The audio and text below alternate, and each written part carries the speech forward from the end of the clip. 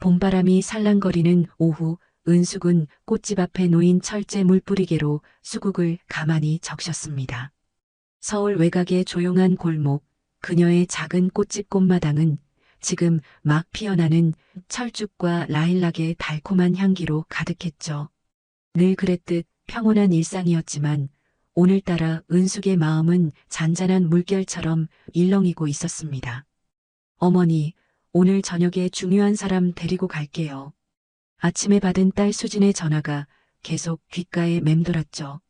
수진은 1년 전 유학을 떠나 만난 남자친구를 소개하겠다고 했습니다. 결혼까지 생각하는 사이라고 말이지요. 은숙은 무심코 손바닥을 바라보았고 예순을 바라보는 나이에도 꽃을 다루며 거칠어진 손마디가 미세하게 떨리는 것을 느꼈습니다. 괜히 긴장되는군. 은숙은 빗자루로 꽃집 바닥에 떨어진 낙엽들을 쓸며 생각에 잠겼답니다. 이혼한 지 20해가 넘었지요. 그 후로 재혼은 하지 않았고 단 하나뿐인 딸 수진을 키우는 것만으로도 충분했던 날들이었습니다. 13살 때 입양한 수진은 처음부터 은숙의 전부였죠. 이제 30이 된 수진은 미국 유학을 마치고 얼마 전에 귀국했고 오늘 드디어 그 사람을 데려온다고 했으니까요. 오후 5시 은숙은 꽃집 문을 닫고 집으로 향했답니다. 작은 전원주택은 꽃집에서 걸어서 10분 거리에 있었지요. 저녁 식사 준비를 하며 은숙은 자꾸만 거울을 보게 되었습니다. 단정하게 올린 흰머리, 시간이 새겨놓은 주름들이 보였죠. 그래도 오늘은 조금 더 신경 써서 옅은 립스틱을 바르고 딸이 선물해준 실크 블라우스를 입었답니다. 딸내미 남자친구라. 얼마나 괜찮은 사람일지 궁금하네.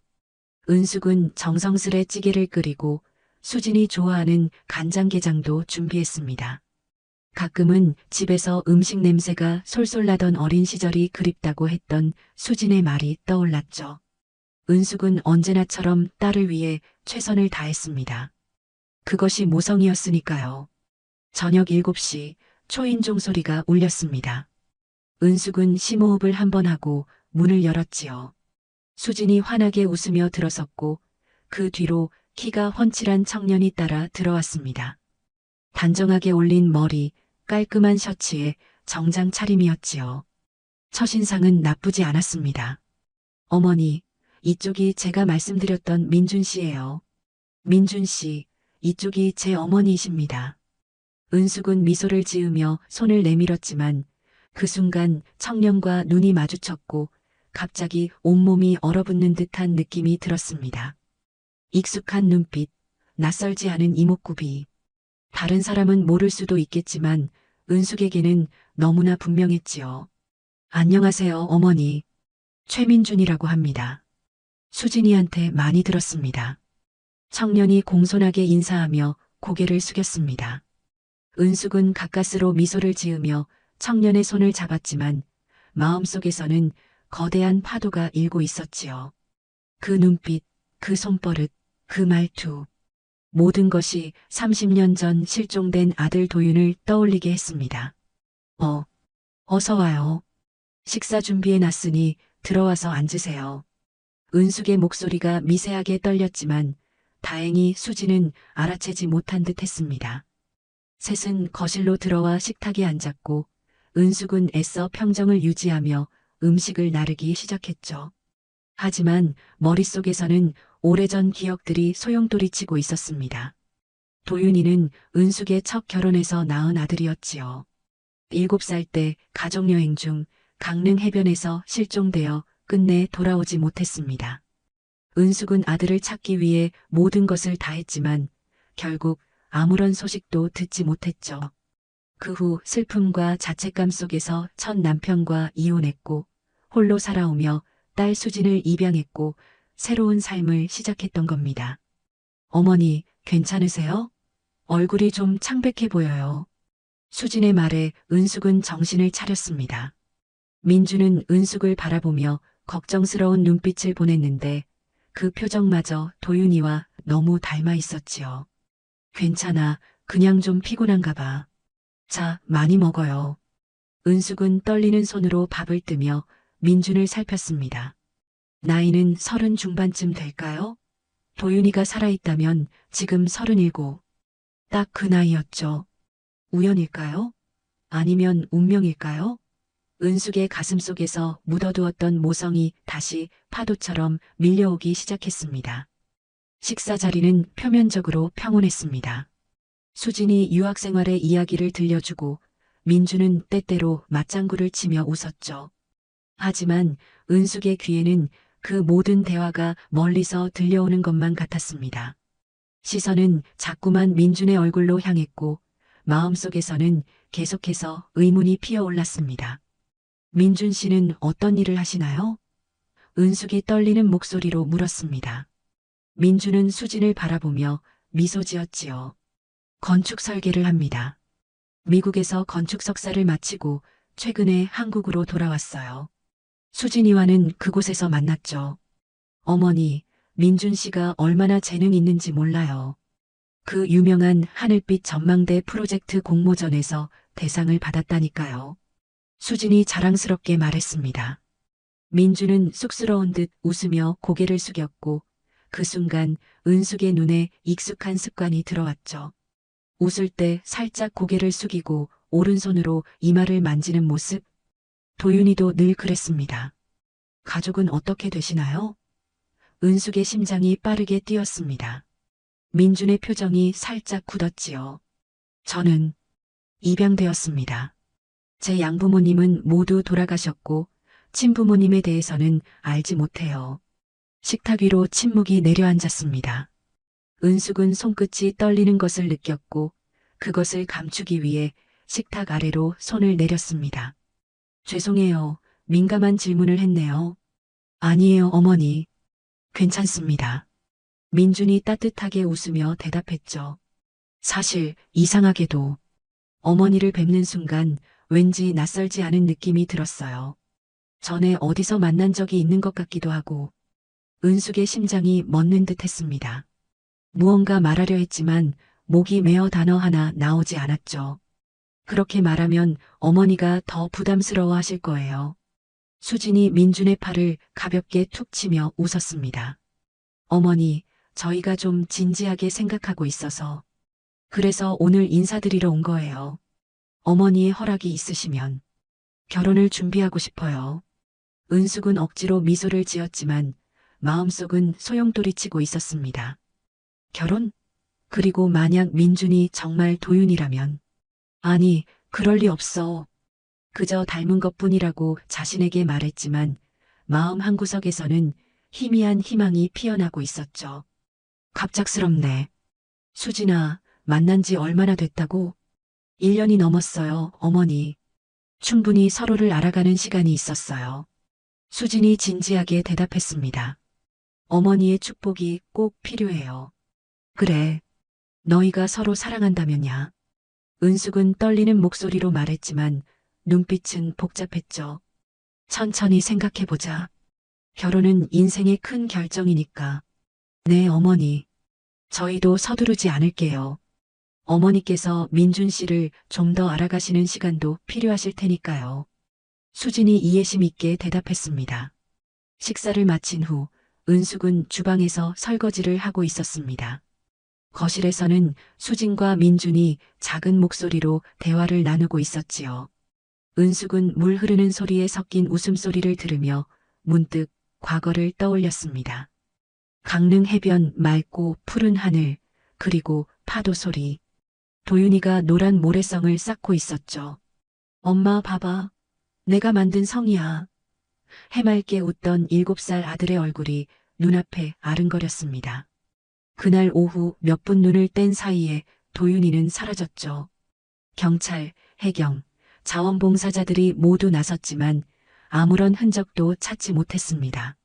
마치 바다가 삼켜버린 것처럼 도윤이는 그렇게 사라졌던 겁니다. 어머니, 도와드릴까요? 민준의 목소리에 은숙은 깜짝 놀라 그릇을 떨어뜨릴 뻔했습니다. 민준이 미소를 지으며 주방으로 들어와 설거지를 돕기 시작했죠. 괜찮아요. 그냥 앉아 있어요. 아니에요. 도와드리고 싶습니다. 민준이 접시를 닦으며 말했지요. 사실, 아까 드린 말씀이 좀 이상하게 들리셨을 텐데요. 정말로 어머니가 너무 낯익게 느껴져서요. 은숙은 가슴이 조여오는 듯 했습니다. 민준을 바라보니 이제는 그저 닮은 것이 아니라 도윤이 그 자체로 보였죠. 하지만 어떻게 확신할 수 있을까요? 혹시 어릴 적 기억이 있나요? 은숙이 조심스레 물었습니다. 민주는 천천히 고개를 저었지요. 8살 무렵부터의 기억만 있어요. 그 전의 일은 아무것도 기억나지 않습니다. 양부모님께서는 제가 강릉 인근 해변에서 발견되었다고 하셨어요. 기억상실 상태로요. 은숙의 손에서 그릇이 미끄러져 떨어졌고 요란한 소리와 함께 깨졌습니다. 수진이 놀라 주방으로 달려왔죠. 어머니, 다치셨어요? 괜찮아, 괜찮아. 그냥 손이 미끄러져서. 은숙이 깨진 그릇을 주워 담으려 했지만 손이 너무 떨려 제대로 움직이지 않았습니다. 제가 할게요. 민준이 재빨리 쓰레받기와 빗자루를 가져와 깨진 조각들을 치웠습니다. 저녁 시간이 끝나고 수진과 민준이 돌아갈 준비를 했습니다. 현관에서 인사를 나누는 동안 은숙은 떨리는 가슴을 진정시키려 애썼지요. 정말 맛있는 식사였어요, 어머니. 다음에 또 뵐게요. 민준이 공손하게 인사했습니다. 은숙은 무의식적으로 민준의 손을 잡았습니다. 그래, 꼭 다시 와요. 두 사람이 떠난 후 은숙은 침실로 향했습니다. 오래된 앨범을 꺼내 먼지를 털고 열었죠. 첫 페이지에는 7살 도윤이의 사진이 있었습니다. 웃는 모습, 장난스러운 표정, 그리고 그 특유의 눈빛. 은숙은 사진과 오늘 본 민준의 얼굴을 번갈아 떠올려 보았습니다. 그리고 마음속에서 확신이 자라났죠. 우연이 아니었습니다. 민준은 도윤이었고 30년 만에 돌아온 것입니다. 하지만 그는 자신이 누구인지 알지 못했고 더 끔찍한 사실은 은숙의 딸과 결혼하려 한다는 점이었습니다. 다음 날 아침 은숙은 거의 뜬 눈으로 밤을 새운 채 꽃집으로 향했습니다.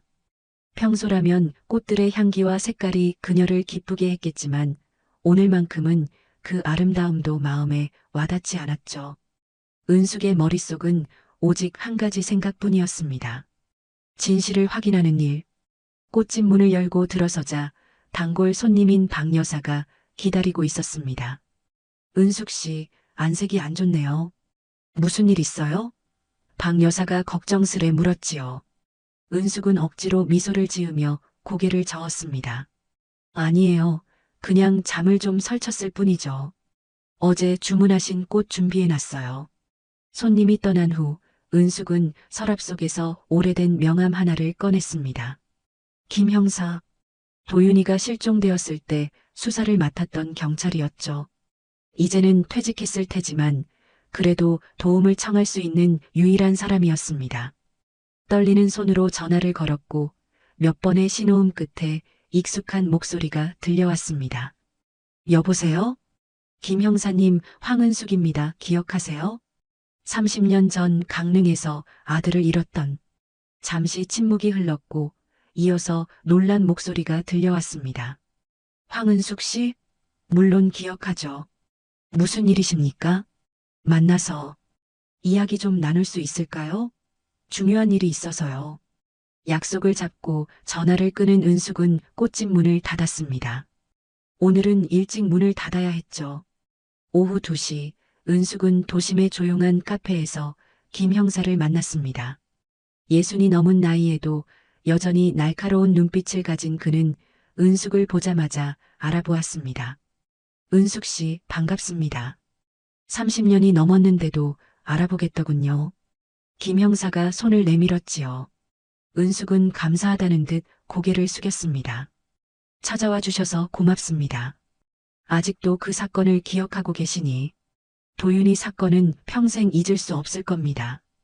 제 커리어에서 가장 안타까웠던 미제 사건이었으니까요. 김 형사의 눈에 잠시 슬픔이 스쳤습니다. 무슨 일이신지 말씀해 보세요. 은숙은 어제 있었던 일을 모두 털어놓았죠. 민준의 등장, 그가 도윤이와 닮았다는 사실, 그리고 그가 강릉 해변에서 기억상실 상태로 발견되었다는 이야기까지. 그래서 저는 확신하고 있어요. 그 아이가 도윤이라고요. 은숙의 목소리가 떨렸습니다. 김 형사는 깊은 생각에 잠긴 표정이었습니다. 가능성이 없지는 않지만 은숙 씨 30년이 지났어요. 외모는 기억과 희망이 만들어낸 착각일 수도 있습니다. 아니에요. 그 눈빛, 손버릇, 말투. 엄마는 알아요. 제 아들이 맞다고요. 은숙의 목소리에 확신이 담겨 있었습니다. 김 형사는 한숨을 쉬었습니다. 그렇다면 확인할 방법이 있겠죠. DNA 검사를 해보는 게 어떨까요? 그게 어떻게 해야 할지 모르겠어요. 민준 씨에게 직접 말할 수도 없고. 은숙의 목소리가 갈라졌습니다. 비밀리에 할 수 있는 방법이 있습니다. 그의 머리카락이나 사용한 컵, 수건 같은 것에서 DNA를 채취할 수 있어요. 제가 아는 사설 연구소가 있으니 도움을 드리죠. 은숙은 고개를 끄덕였습니다. 비록 윤리적으로 완전히 옳지 않은 방법일지라도 그녀에게는 진실을 알아야만 하는 절박함이 있었죠.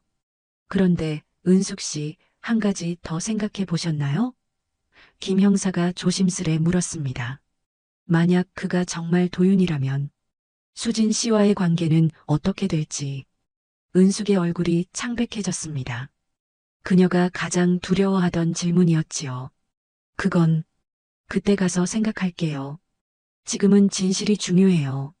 집으로 돌아오는 길, 은숙의 핸드폰이 울렸습니다. 수진이었죠. 어머니, 주말에 민준 씨 데리고 또 갈게요. 어머니가 더 알아가실 수 있도록요. 그리고 수진이 잠시 말을 멈추었습니다. 어머니 표정이 어제 좀 안 좋아 보였어요. 혹시 민준 씨가 마음에 안 드세요? 은숙은 가슴이 조여오는 듯 했지만 침착하게 대답했습니다. 아니야, 그런 거 아니야. 그냥 갑작스러워서 그랬을 뿐이야. 좋은 사람 같더구나. 정말요? 다행이다. 민준 씨가 어머니한테 좋은 인상을 주고 싶어서 엄청 긴장했거든요. 이번 주말에 뵐게요, 어머니. 전화를 끊고 은숙은 깊은 한숨을 내쉬었습니다. 집에 도착하자마자 그녀는 다시 오래된 앨범을 펼쳤죠. 도윤이의 사진들을 하나하나 살펴보며 민준의 얼굴과 비교해 보았습니다. 그리고 한 장의 사진에서 시선이 멈췄지요. 도윤이의 네 번째 생일 사진이었습니다. 왼쪽 눈썹 위에 작은 흉터가 있었죠. 장난을 치다 테이블 모서리에 부딪혀 생긴 상처였습니다. 은숙은 민준의 얼굴을 떠올려 보았지만 그런 흉터가 있었는지 기억나지 않았습니다. 정확히 확인해 봐야 했죠. 주말이 되었고 약속대로 수진과 민준이 찾아왔습니다. 은숙은 이번에는 더 침착하게 두 사람을 맞이했지요. 어서 와, 수진아. 민준 씨도 반가워요. 민준은 웃으며 인사를 했고 은숙은 그의 얼굴을 유심히 살폈습니다. 그리고 발견했죠. 왼쪽 눈썹 위에 희미한 흉터. 시간이 많이 지났지만 여전히 그 자리에 있었습니다. 민준 씨, 그 흉터는 어떻게 생긴 거예요? 은숙이 무심코 물었습니다. 민준은 살짝 놀란 듯 했지만 웃으며 대답했습니다. 이거요? 어릴 때 생긴 건데 사실 저도 어떻게 다쳤는지 기억이 없어요. 양부모님께서는 제가 처음 왔을 때부터 있었다고 하셨죠. 은숙의 심장이 빠르게 뛰었습니다. 또 하나의 증거였습니다. 저녁 식사를 하는 동안 은숙은 민준의 습관들을 주의 깊게 관찰했습니다. 수저를 쥐는 방식, 물을 마실 때 살짝 고개를 젓는 습관, 웃을 때 눈가에 생기는 주름. 모든 것이 도윤이를 떠올리게 했죠. 식사가 끝나고 민준이 화장실에 간 사이 은숙은 재빨리 그가 사용한 물컵을 비닐봉지에 넣었습니다. DNA 검사를 위해서였죠. 수진이 거실에서 전화를 받는 틈을 타서 은숙은 봉지를 자기 방에 숨겼습니다. 어머니, 이번엔 표정이 한결 나아 보이세요. 수진이 은숙의 옆에 앉으며 말했습니다. 은숙은 미소를 지었습니다. 그래, 민준 씨가 참 좋은 사람 같구나. 너희 둘이 행복해 보여서 다행이야. 수지는 기쁜 듯 어머니를 안았습니다. 하지만 은숙의 마음속에는 가시처럼 박힌 의문이 있었죠. 만약 민준이 정말 도윤이라면 어떻게 해야 할까? 사랑하는 아들을 30년 만에 찾았다는 기쁨과 그 아들이 자신의 딸과 결혼하려 한다는 복잡한 상황 사이에서 은숙은 깊은 갈등에 빠져들고 있었습니다. 그날 밤 수진과 민준이 돌아간 후 은숙은 김 형사에게 연락했습니다. 내일 아침 일찍 만나기로 했죠. DNA 샘플을 전달하고 가능한 한 빨리 결과를 알아봐 달라고 부탁했습니다. 어둠 속에서 은숙은 천장을 바라보며 생각했습니다. 이 모든 것이 운명일까? 아니면 잔인한 장난일까? 30년간 그녀의 가슴 속에 묻어두었던 모성이 다시 폭풍처럼 일어나고 있었죠. 하지만 그 폭풍이 가져올 결과는 은숙조차 예측할 수 없었습니다. 김 형사와의 만남 이후 은숙의 일상은 멈춰선 시계처럼 느껴졌습니다. DNA 검사 결과가 나오기까지 최소 일주일은 걸린다고 했지요. 그 일주일이 은숙에게는 30년보다 더 길게 느껴졌습니다. 꽃집에서 일하는 동안에도 밤에 잠자리에 들 때도 은숙의 머릿속은 온통 민준과 도윤이로 가득 찼답니다. 오래된 사진첩을 수십 번 펼쳐보며 비교했지만 이미 마음속에서는 확신이 자라나고 있었죠. 그 아이가 도윤이 맞다는. 수요일 오후 꽃집 문이 열리고 수진이 들어왔습니다. 어머니, 깜짝 방문이에요. 수진이 환하게 웃으며 말했습니다. 은숙은 가슴이 철렁 내려앉는 느낌이었지만 침착하게 미소를 지었죠. 어머, 우리 딸이 웬일이니? 오늘 바쁘지 않아? 잠깐 시간이 나서요. 그리고 어머니께 보여드릴 게 있어서요. 수진이 가방에서 작은 상자를 꺼냈습니다. 민준 씨가 어머니께 드리라고 했어요. 지난번에 어머니가 꽃을 너무 좋아하시는 걸 보고 특별히 주문했대요. 은숙은 조심스럽게 상자를 열었습니다. 안에는 섬세하게 만들어진 유리 꽃병이 있었지요. 햇빛을 받으면 무지개 빛으로 반짝이는 아름다운 작품이었습니다. 와, 정말 예쁘구나. 은숙이 진심으로 감탄했습니다. 그죠? 민준 씨가 직접 디자인했다고 해요. 건축가라 이런 것도 잘한답니다. 수진이 자랑스럽게 말했죠. 은숙은 꽃병을 들여다보다가 문득 무언가를 발견했습니다. 꽃병 바닥에 작게 새겨진 문양. 작은 모래성 모양이었습니다. 은숙의 손이 떨렸습니다. 이 문양은? 아, 그거요? 민준 씨가 자신의 시그니처라고 했어요. 어릴 적부터 모래성 만드는 걸 좋아해서 그런 문양을 넣는데요. 왜 그러세요, 어머니? 은숙은 가까스로 평정을 유지했습니다. 아니, 그냥 독특해서. 예술가들은 다 자기만의 특별한 표시가 있나 보구나. 도윤이는 모래성 만들기를 너무나 좋아했었죠. 실종되던 날에도 해변에서 모래성을 쌓고 있었습니다. 우연일까요? 은숙의 확신은 더욱 깊어졌습니다. 수지는 꽃집에 잠시 더 머물다 일터로 돌아갔고 은숙은 그 자리에 홀로 남았습니다. 유리 꽃병을 들여다보며 과거의 기억들이 물밀듯이 밀려왔지요. 그날 저녁 김 형사에게서 전화가 왔습니다. 은숙 씨, 검사 결과가 생각보다 빨리 나왔습니다. 은숙의 심장이 멎는 듯 했습니다. 어떻게 나왔나요? 은숙 씨, 결과는 양성입니다. 99.9% 이상의 확률로 모자 관계가 맞습니다. 민준 씨는 은숙 씨의 친아들, 도윤 씨가 맞습니다. 은숙은 전화기를 든 채 그대로 소파에 주저앉았습니다. 예상했던 결과였지만 실제로 확인하니 온몸에서 힘이 빠지는 듯 했죠. 은숙 씨, 괜찮으세요? 김 형사의 걱정스러운 목소리가 들려왔습니다. 네, 괜찮아요. 그저 30년 동안 기다렸던 소식이라. 은숙의 목소리가 떨렸습니다. 이제 어떻게 하실 건가요? 민준 씨에게 진실을 알릴 건가요? 은숙은 깊은 한숨을 내쉬었지요. 아직은 모르겠어요. 생각할 시간이 필요해요. 전화를 끊고 은숙은 오랫동안 그 자리에 앉아 있었습니다. 창밖으로 보이는 어둠 속에서 달빛만이 그녀의 눈물 젖은 얼굴을 비추고 있었죠. 기쁨과 혼란, 행복과 두려움이 뒤섞인 감정의 소용돌이 속에서 은숙은 어떤 선택을 해야 할지 갈피를 잡지 못했습니다. 다음 날 아침, 은숙은 자신의 옛 결혼 사진이 담긴 앨범을 다시 한번 펼쳐보았습니다. 도윤이의 아버지와 함께 찍은 사진들이었죠. 그 남자는 도윤이가 실종된 후 은숙을 탓했고 결국 그들은 이혼했습니다.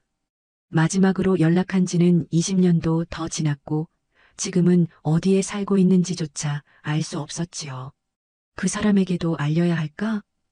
은숙은 중얼거렸습니다. 하지만 그보다 더 급한 문제가 있었죠. 수진과 민준, 아니 도윤이의 관계였습니다. 그들은 혈연 관계는 아니었지만 은숙에게는 둘 다 자식과 다름없었습니다. 이 황당한 상황을 어떻게 해결해야 할지 은숙은 마음속으로 수백 번을 고민했습니다. 오후에 김 형사가 찾아왔습니다. 은숙은 차를 내오며 한숨을 내쉬었지요. 어떤 결정을 내리셨나요? 김 형사가 조심스럽게 물었습니다. 아직도 혼란스러워요. 이런 상황을 누가 상상이나 했겠어요? 30년 동안 잃어버렸던 아들을 찾았는데 그 아들이 내 딸과 결혼하려고 한다니. 은숙의 목소리가 떨렸습니다. 은숙 씨, 제 생각에는 진실을 알려야 할 것 같습니다. 그들이 혈연 관계는 아니라지만 이런 식으로 시작하는 결혼은 나중에 더 큰 문제가 될 수 있어요. 은숙은 고개를 끄덕였지만 내심 두려웠죠.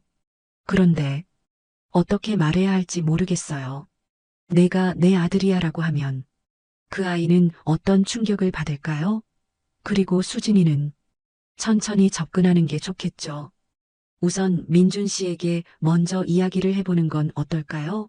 그리고 나서 함께 수진 씨에게 설명하고 대화가 이어지던 중 갑자기 현관문이 열리는 소리가 들렸습니다. 어머니, 저 왔어요. 수진의 목소리였습니다. 은숙과 김 형사가 놀라 고개를 돌렸을 때 수진이 거실로 들어서고 있었죠. 그리고 그 뒤에는 민준이 서 있었습니다. 민준 씨가 오늘 일찍 퇴근해서 수진의 말이 중단되었습니다. 어머니, 이분은? 은숙은 당황한 채로 자리에서 일어났습니다. 아, 이분은 김 형사님이라고.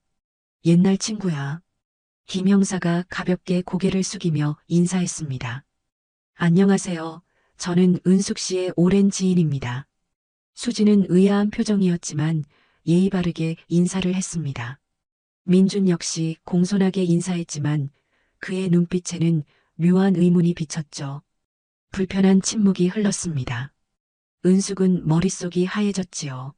너무 갑작스러운 상황이었습니다. 저는 이만 가보겠습니다.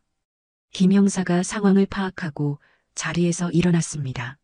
나중에 다시 연락드리죠, 은숙 씨. 김 형사가 떠난 후 거실에는 묘한 긴장감이 감돌았습니다. 수진이 어머니를 의아하게 바라보았지요. 어머니, 무슨 일 있으세요? 왜 경찰과? 아니야, 그냥. 옛날 일로 조언을 구하던 참이었어. 은숙은 가까스로 대답했습니다. 옛날 일이요? 민준이 조심스럽게 물었습니다. 은숙은 민준과 눈이 마주쳤고 그 순간 가슴이 무너지는 듯 했죠. 그는 분명 은숙의 아들, 도윤이었습니다. 그의 눈에서 30년 전 그 해맑던 7살 아이의 모습이 겹쳐 보였습니다. 어머니? 수진의 목소리에 은숙은 정신을 차렸습니다. 그래, 배고프지? 빨리 저녁 준비할게. 둘이 좀 쉬고 있어. 은숙은 서둘러 주방으로 향했지만 마음은 더욱 혼란스러워졌습니다.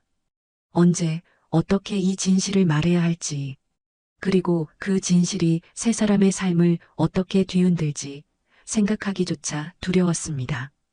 저녁 식사가 끝나고 은숙은 설거지를 하며 마음을 가다듬으려 했습니다. 거실에서는 수진과 민준이 작은 목소리로 이야기를 나누고 있었죠.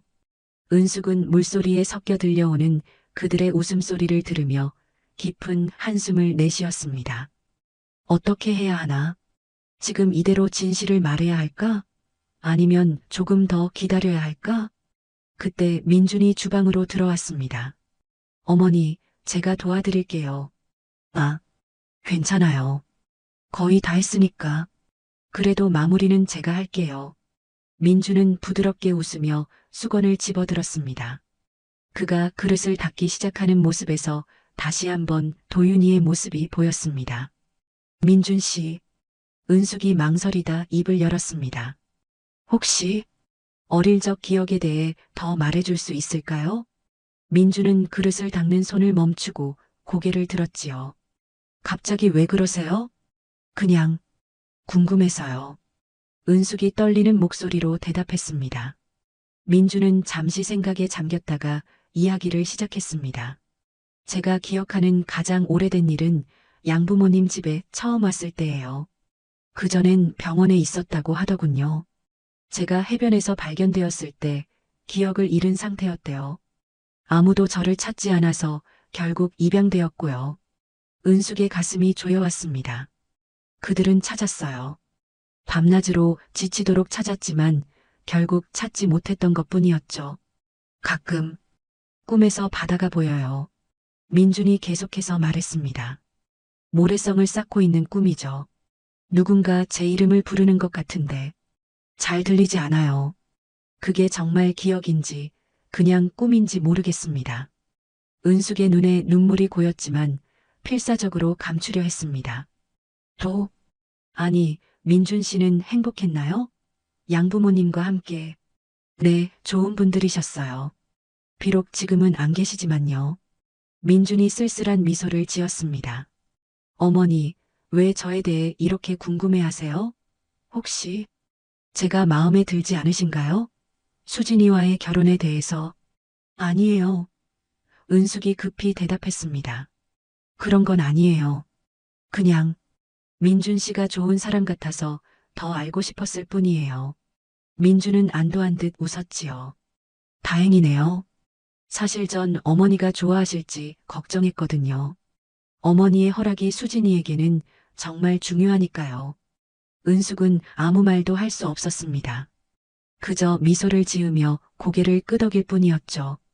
그날 밤 수진과 민준이 돌아간 후 은숙은 침대에 누워 천장을 바라보며 깊은 생각에 잠겼습니다. 김 형사의 말처럼 어떻게 진실을 알려야 할지 고민되었죠. 하지만 그 진실이 세 사람의 삶을 어떻게 바꿔놓을지 상상하는 것만으로도 무서웠습니다. 다음 날 아침 은숙은 결심했습니다. 먼저 민준에게 따로 이야기해야겠다고요. 수진에게는 아직 비밀로 하고 민준과 단둘이 만나 천천히 진실을 알려주기로 했습니다. 떨리는 손으로 민준에게 전화를 걸었지요. 민준 씨, 혹시 오늘 잠시 시간 내줄 수 있을까요? 따로 좀 이야기하고 싶은 게 있어서요. 민준은 잠시 놀란 듯 했지만 곧 대답했습니다. 네, 물론이죠. 제가 점심시간에 어머니 꽃집으로 갈게요. 고마워요. 그리고 수진이에게는 말하지 말아줘요. 전화를 끊고 은숙은 긴장된 마음으로 꽃집을 열었습니다. 오전 내내 손님들을 응대하면서도 머릿속은 온통 민준과의 대화로 가득 찼지요. 어떻게 시작해야 할까? 어떤 말부터 해야 할까? 이런 상황을 계속해서 생각했습니다. 정오가 되자 꽃집 문이 열리고 민준이 들어왔습니다. 단정한 정장 차림이었죠. 분명 바쁜 와중에 시간을 내서 온 것 같았습니다. 안녕하세요, 어머니. 민준이 미소를 지으며 인사했지만 그 눈빛에는 약간의 긴장감이 서려 있었습니다. 와줘서 고마워요. 잠시 문 좀 닫을게요. 은숙은 꽃집 문을 잠그고 잠시 외출 팻말을 걸었습니다. 앉아요. 차 한잔 할래요? 민주는 고개를 끄덕이며 꽃집 안쪽에 마련된 작은 테이블에 앉았지요. 은숙은 준비해둔 차를 따르며 어떻게 대화를 시작할지 고민했습니다. 어머니, 무슨 말씀을 하실지 궁금합니다. 민준이 먼저 입을 열었습니다. 혹시 수진이와의 결혼에 대한 걱정이 있으신가요? 은숙은 깊은 숨을 들이마셨습니다. 민준 씨, 내가 할 이야기는 결혼에 관한 게 아니에요. 다른, 더 중요한 일이죠. 은숙은 조심스럽게 가방에서 오래된 사진첩을 꺼냈습니다. 도윤이의 사진이 담긴 앨범이었죠. 이걸 보여주고 싶어요. 은숙이 앨범을 펼쳤습니다. 민주는 의아한 표정으로 사진을 바라보았지요. 이 아이는 내 아들이에요. 도윤이. 은숙의 목소리가 떨렸습니다. 30년 전 7살 때 강릉 해변에서 실종되었어요. 민준의 표정이 굳었습니다. 그는 천천히 사진을 더 들여다보았고 그의 눈에 혼란스러움이 번졌죠. 이 아이 저와 너무 닮았어요. 민준이 겨우 말을 이었습니다. 그래요. 닮은 게 아니라 은숙은 깊은 숨을 내쉬었습니다. 민준 씨가 바로 도윤이에요. 내 아들이라고요. 침묵이 내려앉았습니다. 민준은 믿을 수 없다는 듯 사진과 은숙을 번갈아 쳐다보았지요. 무슨 말씀이세요? 어떻게 그런 확신을? 민준의 목소리가 떨렸습니다. 은숙은 테이블 위에 작은 봉투를 올려놓았습니다. DNA 검사 결과였죠. 미안해요. 당신 몰래 DNA 검사를 했어요. 결과는 99.9% 확률로 우리는 모자지간이에요. 민주는 마치 벼락을 맞은 듯 굳어버렸습니다. 그의 얼굴에서 혈색이 빠져나갔고 손이 미세하게 떨리기 시작했지요. 이게 말도 안 돼요. 어떻게? 민준이 중얼거렸습니다. 내가 실종된 날 우리는 가족여행을 하고 있었어. 해변에서 내가 모래성을 만들고 있었지. 잠시 눈을 뗀 사이에 넌 사라졌어. 은숙의 눈에서 눈물이 흘러내렸습니다. 우리는 너를 찾기 위해 모든 것을 다했어. 하지만 민주는 고개를 숙이고 말없이 앉아 있었습니다. 너무나 큰 충격이었고 이해하기 어려운 진실이었죠. 그 모래성 꿈, 그게 정말 기억이었던 거군요. 민준이 떨리는 목소리로 말했습니다. 그런데 왜 이제야 말씀하시는 거예요? 수진이가 너를 데려오기 전까지 너를 찾지 못했어. 너를 보는 순간 알았어. 내 아들이라는 걸. 은숙은 흐느끼며 말을 이었습니다. 하지만 확신이 필요했고 그리고 어떻게 말해야 할지 몰랐어. 민주는 일어서서 창가로 걸어갔습니다. 그의 어깨가 떨리고 있었지요. 은숙은 그가 무슨 생각을 하고 있는지 얼마나 혼란스러울지 짐작조차 할 수 없었습니다. 그럼 수진이는? 민준이 갑자기 돌아보며 물었습니다. 수진이는 입양한 딸이야. 혈연관계는 아니지만 내겐 친딸과 다름없단다. 민준은 고개를 끄덕였습니다. 그의 눈에도 눈물이 고여 있었죠. 이걸 수진이도 알아요? 아직은 아무에게도 말하지 않았어. 너에게 먼저 알리고 싶었거든. 민주는 다시 테이블로 돌아와 앉았습니다. 그는 사진첩을 다시 펼쳐 도윤이의 사진들을 하나하나 살펴보았지요. 어린 자신의 모습, 그리고 젊은 시절의 은숙과 함께 찍은 사진들. 기억이 조금씩 돌아오는 것 같아요. 민준이 중얼거렸습니다. 모래성, 바다, 그리고 누군가 제 이름을 부르는 소리. 도윤아. 은숙은 손을 뻗어 민준의 손을 잡았습니다. 30년 만에 처음으로 아들의 손을 다시 잡는 순간이었죠. 눈물이 그녀의 볼을 타고 흘러내렸습니다. 그럼 이제 어떻게 해야 하죠? 민준이 떨리는 목소리로 물었습니다. 수진이에게 우리가 어떻게 말해야 할까요? 은숙은 고개를 저었습니다. 아직은 모르겠어. 하지만 함께 생각해보자. 내가 받아들일 시간도 필요할 테니까. 민주는 깊은 한숨을 내쉬었습니다. 그의 세계가 완전히 뒤집어진 순간이었지요. 그는 이제 자신이 누구인지, 자신의 과거가 무엇인지 알게 되었지만 그것이 현재의 삶, 특히 수진과의 관계에 어떤 영향을 미칠지 아직 가늠할 수 없었습니다. 조금 시간이 필요해요. 민준이 겨우 말을 이었습니다. 이 모든 것을 받아들일 시간이요. 은숙은 이해한다는 듯 고개를 끄덕였습니다. 알아. 충분한 시간을 가지렴. 하지만 너무 오래 미루는 것도 좋지 않을 거야. 수진이도 알 권리가 있으니까. 민주는 일어서려다 문득 멈추었습니다. 그리고는 조심스럽게 은숙을 바라보았지요. 제가 어머니라고 불러도 될까요? 은숙의 눈에서 다시 눈물이 쏟아졌습니다. 30년 동안 기다려온 그 한마디였죠. 물론이지. 도윤아. 그로부터 일주일이 흘렀습니다. 은숙에게는 몽롱한 꿈속을 걷는 듯한 나날이었죠. 30년 만에 아들을 되찾은 기쁨과 이 비밀이 가져올 파장에 대한 두려움이 교차했답니다. 민주는 매일 은숙의 꽃집에 들러 이야기를 나누었습니다. 그는 조금씩 자신의 정체성을 받아들이는 중이었지요. 어머니, 어젯밤에 꿈을 꿨어요. 민준이 꽃집 구석의 작은 의자에 앉아 말했습니다. 우리가 함께 바닷가에 있었어요. 어머니가 내 머리를 쓰다듬으며 노래를 불러주셨죠.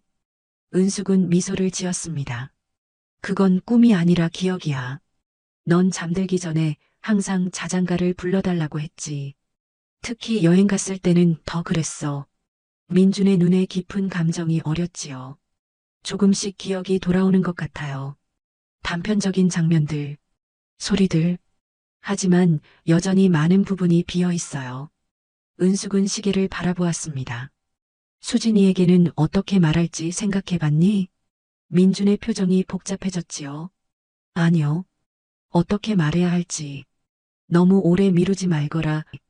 은숙이 조심스럽게 말했습니다. 수진이도 이상하게 생각할지도 모르고 마치 그 말이 현실이 된 것처럼 꽃집 문이 열리고 수진이 들어섰습니다. 민준과 은숙은 놀란 눈으로 서로를 바라보았지요. 어머니, 민준 씨?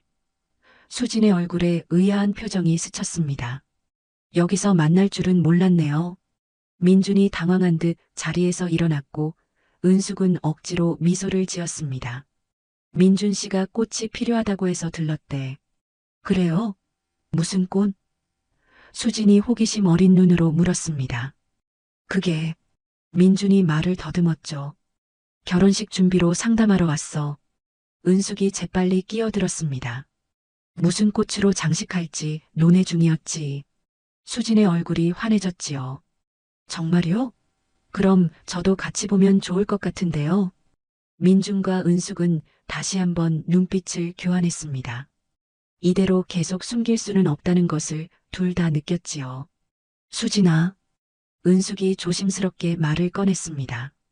사실은 우리가 너에게 해야 할 이야기가 있어. 수진의 표정이 긴장으로 바뀌었지요. 무슨 이야기요? 여기서는 이야기하기 좀 그래. 집에 가서 얘기하자.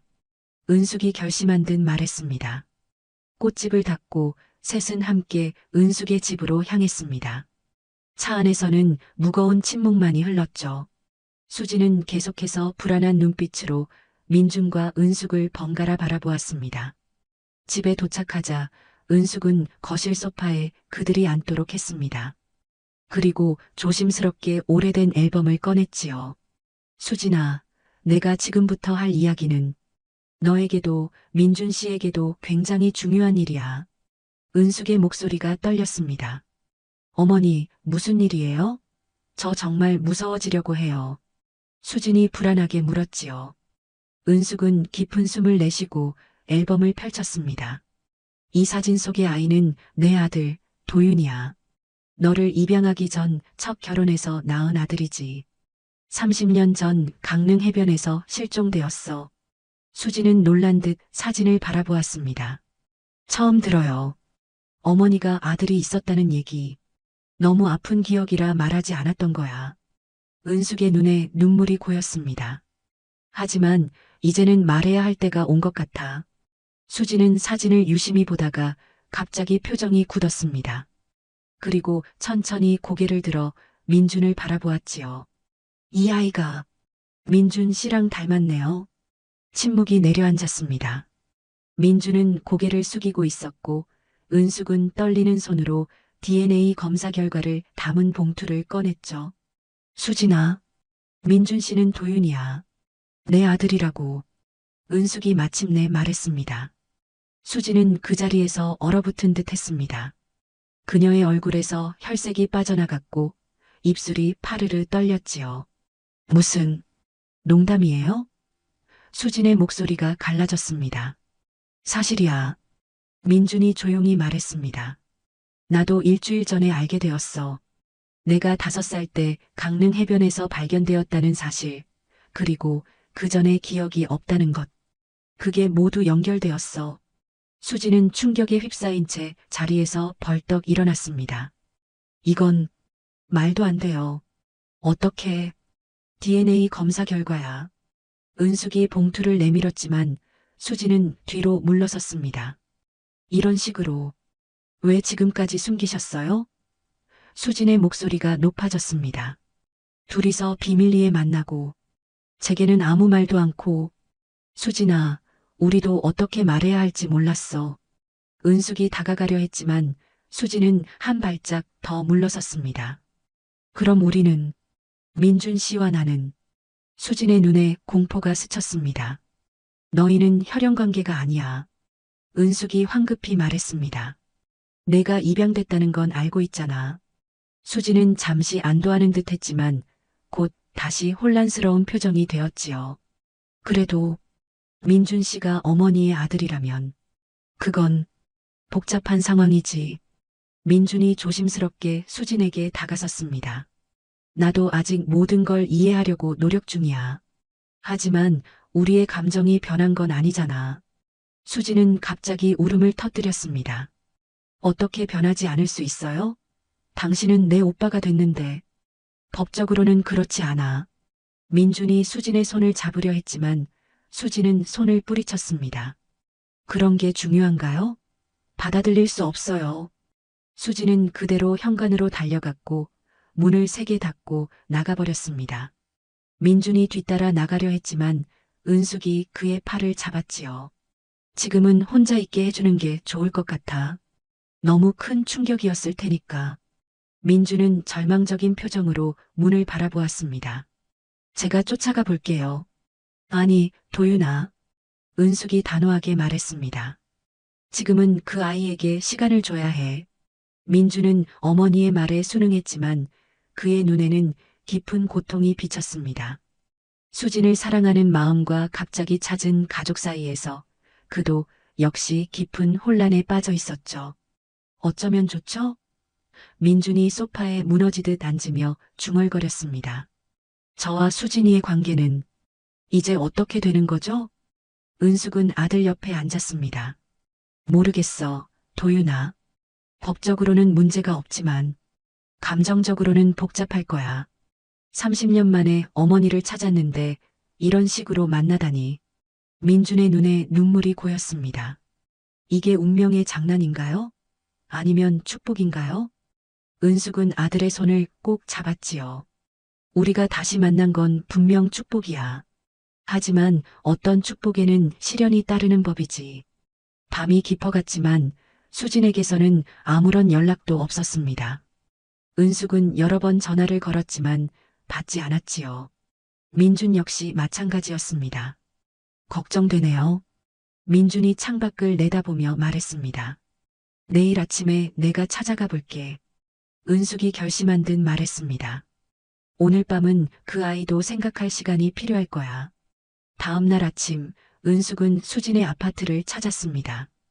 여러 번 초인종을 눌렀지만 대답이 없었지요. 하지만 은숙은 포기하지 않고 계속 기다렸습니다. 마침내 문이 열렸고 수진이 지친 표정으로 나타났습니다. 들어와요. 수진의 목소리는 차갑게 가라앉아 있었지요. 은숙은 조심스럽게 아파트 안으로 들어섰습니다. 거실 소파에는 담요와 베개가 어질러져 있었고 수진의 눈은 울음으로 붓고 충혈되어 있었죠. 수진아. 은숙이 다가가려 했지만 수진은 거리를 유지했습니다. 왜 이제야 말씀하셨어요? 어머니는 알면서 우리가 만나는 걸 그냥 두셨잖아요. 수진의 목소리에는 원망이 가득했습니다. 처음에는 확신이 없었어. 그리고 확인한 후에도 어떻게 말해야 할지 몰랐던 거야. 은숙이 진심을 담아 대답했습니다. 너희 둘 다 상처받을까봐 두려웠어. 수지는 깊은 한숨을 내쉬었지요. 이제 어떻게 해야 하는지 모르겠어요. 민준 씨를, 아니, 도윤 오빠를 어떻게 봐야 할지 모르겠어요. 은숙의 마음이 아팠습니다. 그녀가 가장 두려워했던 상황이 현실이 되었으니까요. 딸이 상처받는 모습을 지켜보는 것은 도윤이를 잃었을 때만큼이나 고통스러웠습니다. 수진아, 너희 둘 사이에는 아무런 혈연 관계도 없어. 법적으로나 윤리적으로나 문제될 것이 없어. 은숙이 조심스럽게 말했습니다. 그게 중요한가요? 수진이 괴로운 듯 대답했습니다. 어머니의 아들이 저의 남자친구라는 사실이 어떻게 정상적으로 받아들일 수 있죠? 은숙은 대답을 찾지 못했습니다. 그저 딸을 바라볼 뿐이었죠. 서로 다른 방식으로 그녀는 두 자녀 모두를 상처 주고 있었습니다. 수진의 아파트를 나오면서 은숙의 마음은 천근만근이었습니다. 딸의 상처받은 눈빛이 계속해서 머릿속을 맴돌았지요. 집으로 돌아오는 길, 은숙은 벤치에 앉아 잠시 생각에 잠겼습니다. 한쪽에서는 30년 만에 찾은 아들의 기쁨이, 다른 한쪽에서는 상처받은 딸에 대한 걱정이 그녀의 마음을 양쪽으로 갈라놓고 있었죠. 내가 너무 이기적이었던 걸까? 은숙은 중얼거렸습니다. 그녀는 핸드폰을 꺼내 민준에게 전화를 걸었지요. 수진과의 대화를 전해주어야 했으니까요. 어머니, 수진이는 어땠어요? 민준의 목소리에는 걱정이 가득했습니다. 많이 혼란스러워하고 있어. 시간이 필요할 것 같아. 은숙이 솔직하게 대답했죠. 민준은 한참 동안 말이 없었습니다. 그리고 나서야 조용히 입을 열었지요. 제가 한번 수진이를 만나봐야 할 것 같아요. 직접 이야기해야. 그래도 좀 더 기다리는 게 좋지 않을까? 은숙이 걱정스럽게 물었습니다. 아니에요, 어머니. 더 미룰수록 상황은 더 복잡해질 거예요. 민준의 목소리에는 결연함이 담겨 있었습니다.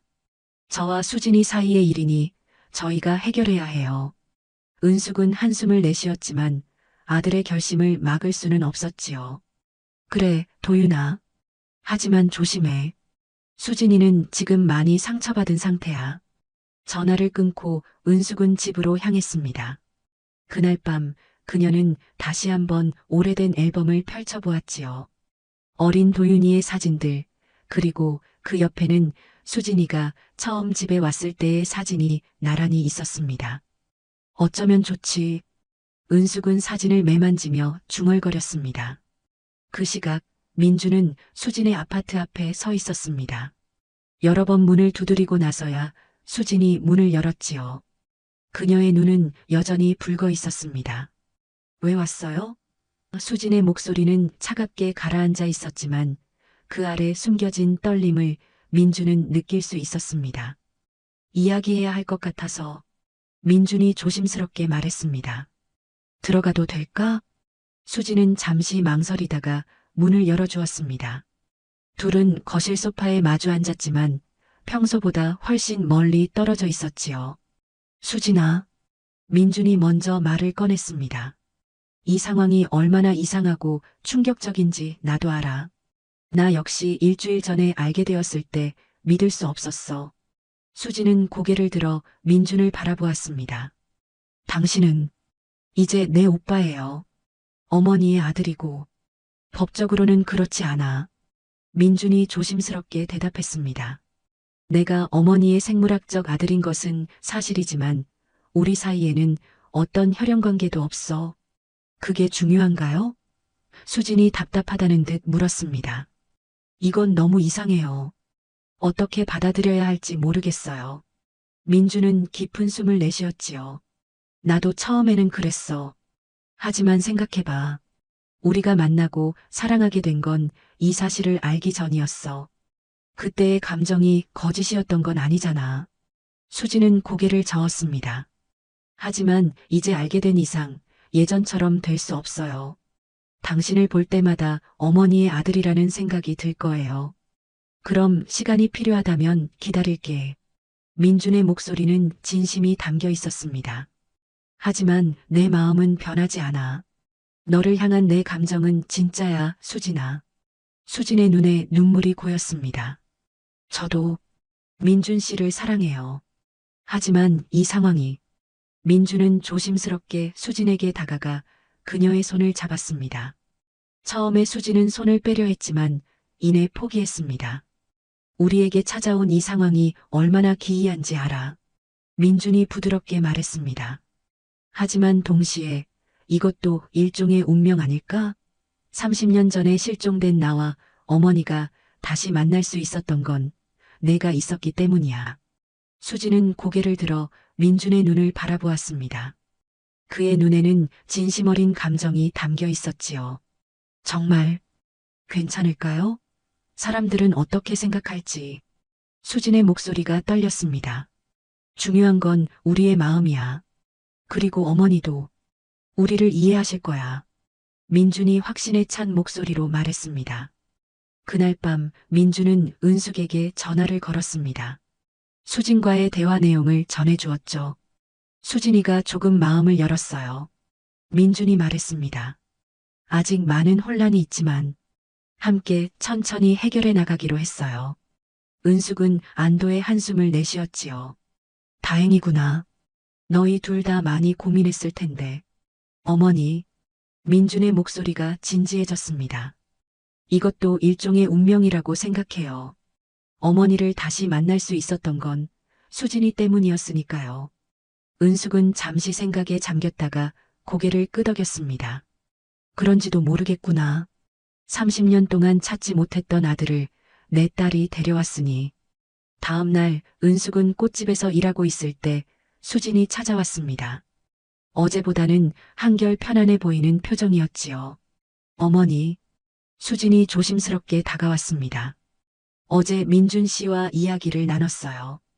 은숙은 하던 일을 멈추고 딸을 바라보았습니다. 그래, 어떻게 됐니? 아직 완전히 이해하긴 어려워요. 하지만 민준 씨의 말이 맞는 것 같아요. 우리가 만난 건 어쩌면 운명인지도 몰라요. 수진이 조용히 말했습니다. 은숙은 딸에게 다가가 조심스럽게 안았지요. 얼마나 혼란스러울지 이해해, 수진아.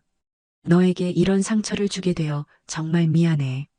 어머니가 도윤 오빠를 찾게 되어 기뻐요. 수진이 솔직하게 말했습니다. 그건 정말 기적 같은 일이니까요. 다만 저와 민준 씨의 관계는 시간이 좀 필요할 것 같아요. 은숙은 딸의 머리를 쓰다듬었습니다. 그래, 천천히 생각해봐. 서두를 필요 없어. 어머니, 수진이 은숙을 바라보았습니다. 도윤 오빠에 대해 더 많이 알고 싶어요. 어릴 때는 어떤 아이였는지. 은숙의 눈에 눈물이 고였습니다. 그녀는 딸의 손을 잡고 꽃집 안쪽 테이블로 향했습니다. 그리고 오래된 앨범을 꺼내 펼쳤지요.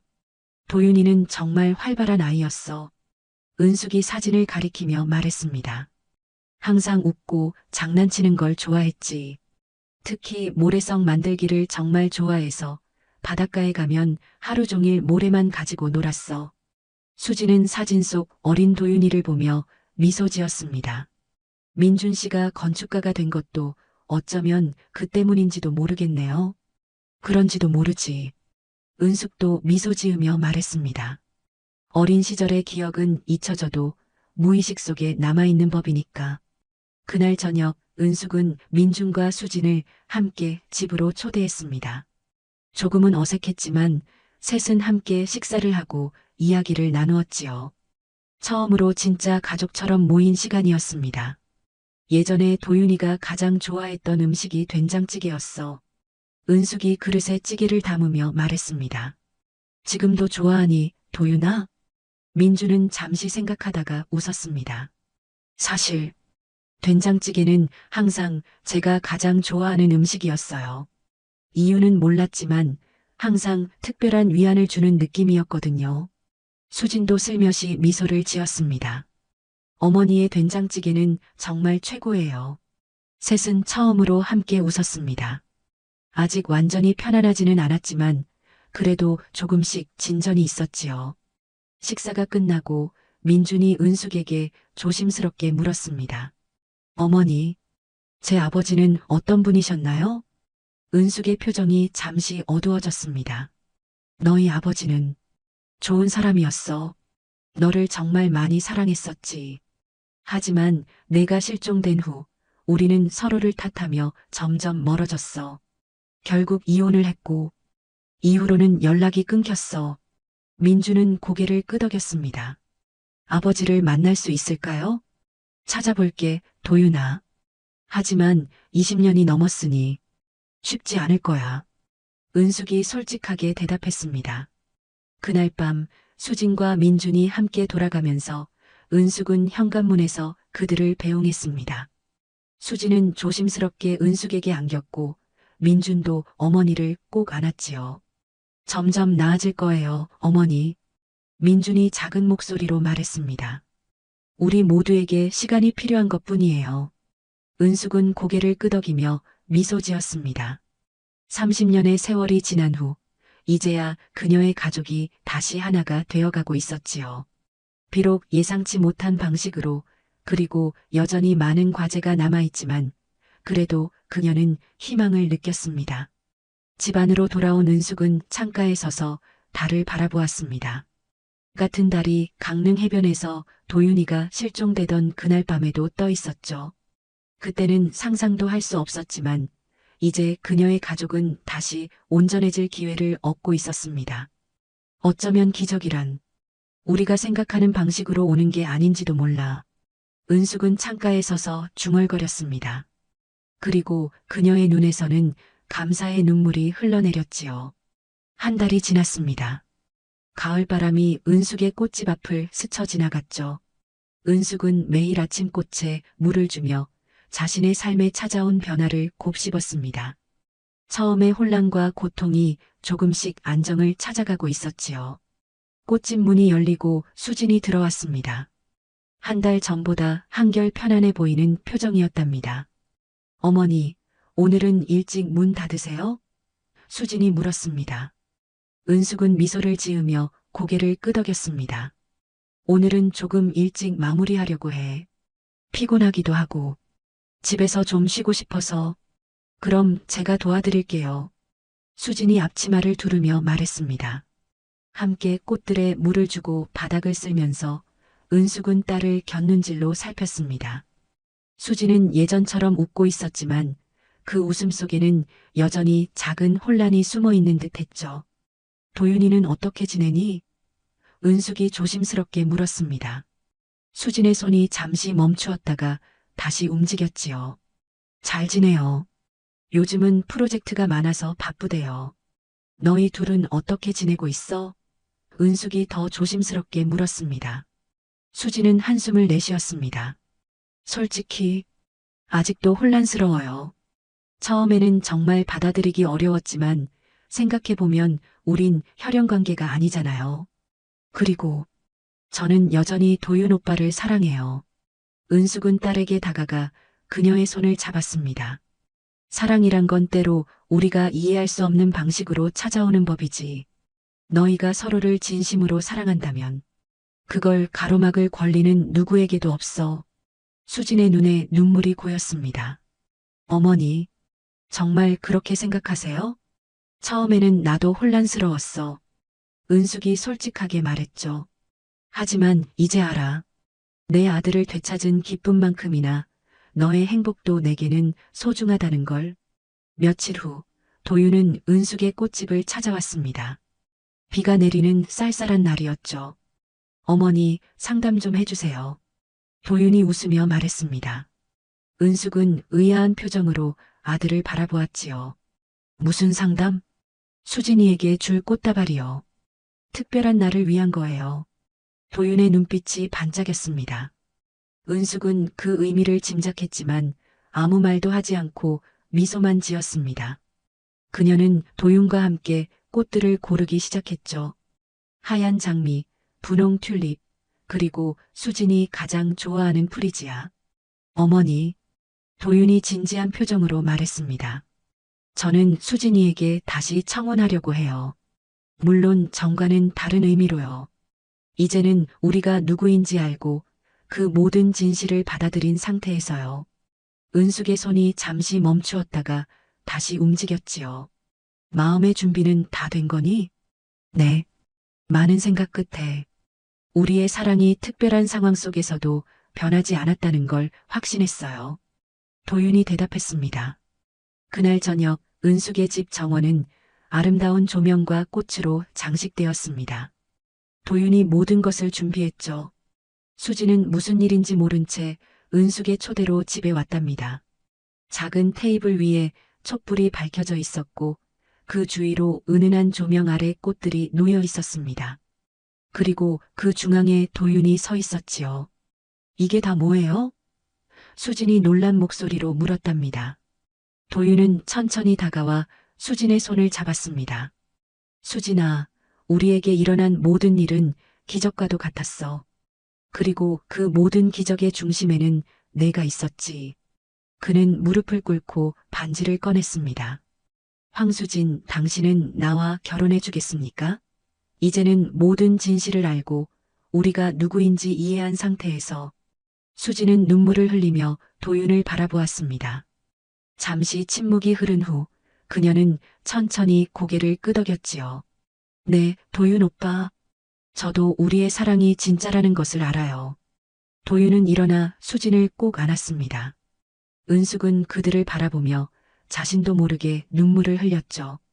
처음에는 이 상황이 이해할 수 없는 혼란이었지만 이제는 그녀도 받아들였습니다. 고마워요, 어머니. 수진이 은숙에게 다가와 안겼습니다. 어머니의 이해와 사랑이 없었다면 우리는 여기까지 오지 못했을 거예요.